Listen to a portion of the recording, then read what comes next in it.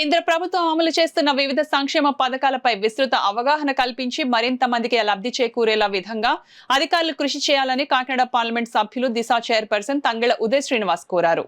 శుక్రవారం కాకినాడ కలెక్టర్ కార్యాలయంలో దిశ సమావేశం చైర్పర్సన్ తంగెళ్ల ఉదయ్ శ్రీనివాస్ అధ్యక్షతన జరిగింది. ఈ సమావేశంలో జిల్లా కలెక్టర్, దిశ మెంబర్ సెక్రటరీ షాన్ మోహన్ సగిలి, శాసనమండలి సభ్యులు కర్రి పద్మశ్రీ, పేరబతుల రాజశేఖరం, ట్రైనీ కలెక్టర్ మనీషా, వివిధ మండలాల ఎంపీపీలు, దిశ కమిటీ సభ్యులు, గ్రామ సర్పంచులు హాజరయ్యారు. ఈ సందర్భంగా కేంద్ర ప్రభుత్వం అమలు చేస్తున్న వివిధ సంక్షేమ పథకాల అమలు తీరు, సమన్వయం, పర్యవేక్షణకు దిశ కమిటీని ఏర్పాటు చేశామని జిల్లా కలెక్టర్ షాన్ మోహన్ సభకు వివరించారు.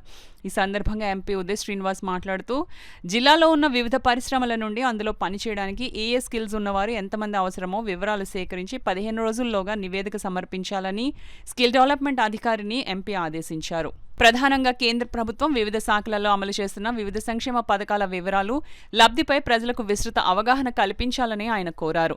జిల్లా కలెక్టర్ షాన్ మోహన్ మాట్లాడుతూ, కాకినాడ జిల్లా దిశ కమిటీ సమావేశం ద్వారా కాకినాడ జిల్లా అభివృద్ధికి కృషి చేయాలని గౌరవ దిశ కమిటీ సభ్యులు వివిధ శాఖల అధికారులకు సూచించారు.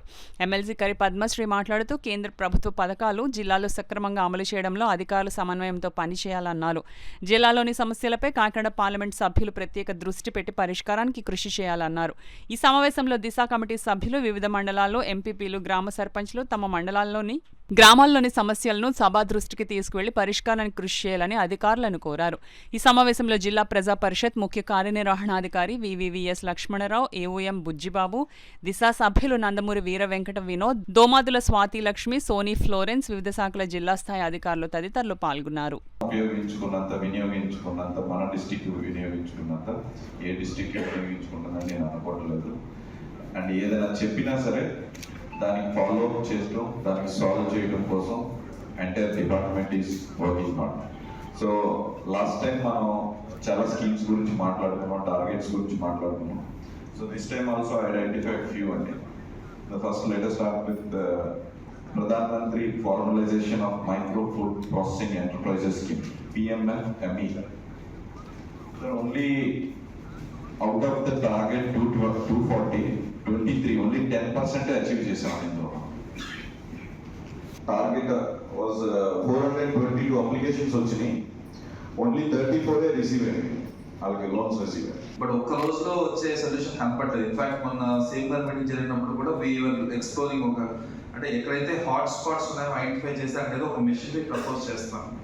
అలాంటివి చేస్తే తప్పితే రెగ్యులర్ ఫార్మింగ్ తో కంట్రోల్ అయ్యే స్టేజ్ లో లేవు, దాటిపోయిన స్టేజ్ అది.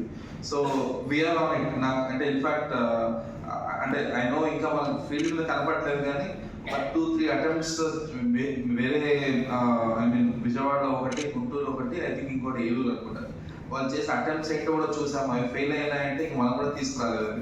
So we're trying different options. అంటే ఇంత స్కేల్ ఒకేసారి హ్యాండిల్ చేసే వాట్ వి సే ఆ టెక్నాలజీ అంటే మనకి కెనాల్స్ ఆపలేము, మనకి ఉన్న డ్రైనేజ్ సిస్టమ్ కి కెనాల్స్ వెళ్ళకుండా ఆపలేము. Considering that how do we stop అనేది ఇస్ ఎ ఛాలెంజ్.